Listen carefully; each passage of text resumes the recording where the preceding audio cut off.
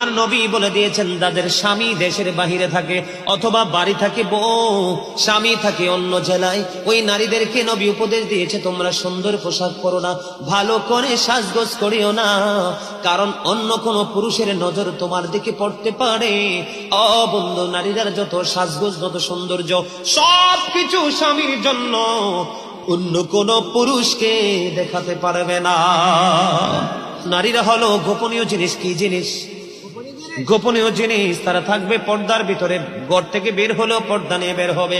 যখন মহিলারা পর্দার বাহিরে চলে আসে গো, আমার নবী বলেছেন, শয়তান তখন তাদেরকে দেখে উকি ঝুঁকি দেয়।